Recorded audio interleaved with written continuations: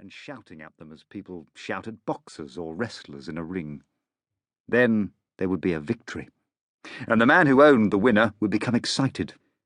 He would dance around in the sand, yelling, waving his arms in the air and extolling in a loud voice the virtues of the victorious animal. The greatest scorpion of all was owned by a sergeant called Wishful, who fed him only on marmalade. The animal had an unmentionable name, but he won 42 consecutive fights, and then died quietly in training, just when Wishful was considering the problem of retiring him to stud. So you can see that because there were no great pleasures while living in the desert, the small pleasures became great pleasures, and the pleasures of children became the pleasures of grown men. That was true for everyone, for pilots, the fitters, the riggers, the corporals who cooked the food, and the men who kept the stores. It was true for the stag and for Stuffy. So true that when the two of them wangled a 48-hour pass and a lift by air into Cairo, and when they got to the hotel, they were feeling about having a bath rather as you would feel on the first night of your honeymoon. The stag had dried himself and was lying on the bed with a towel round his waist, with his hands up behind his head. And Stuffy was in the bath, lying with his head against the back of the bath, groaning and sighing with ecstasy. The stag said, "Stuffy?"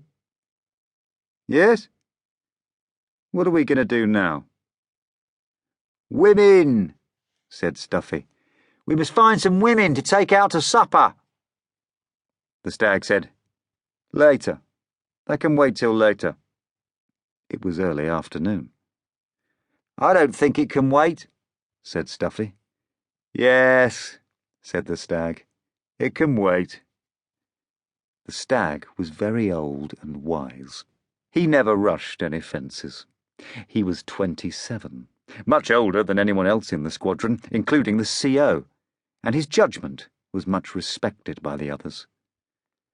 "Let's do a little shopping first," he said. "Then what?" said the voice from the bathroom. "Then we can consider the other situation."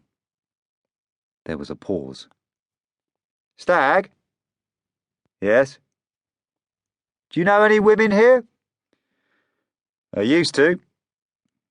Used to know a Turkish girl with very white skin, called Wenka, and a Yugoslav girl who was 6 inches taller than I, called Kiki, and another who I think was Syrian.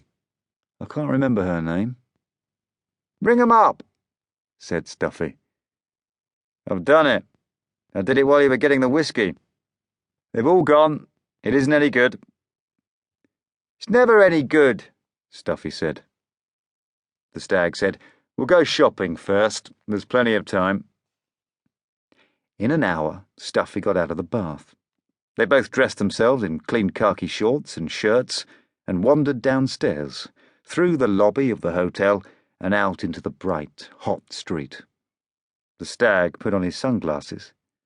Stuffy said, "I know. I want a pair of sunglasses." "All right.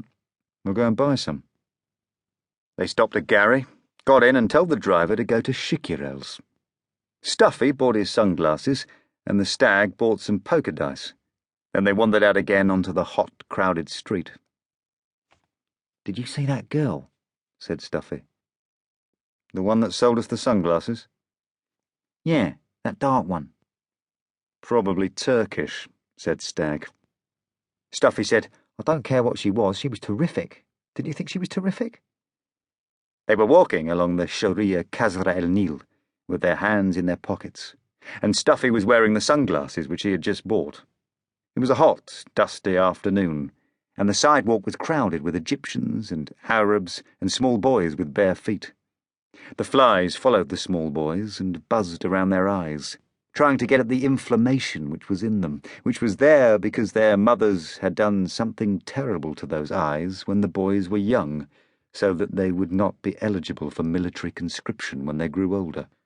The small boys pattered along beside the stag and Stuffy, shouting "Bakshish, bakshish" in shrill, insistent voices, and the flies followed the small boys.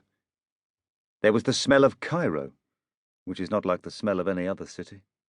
It comes not from any one thing or from any one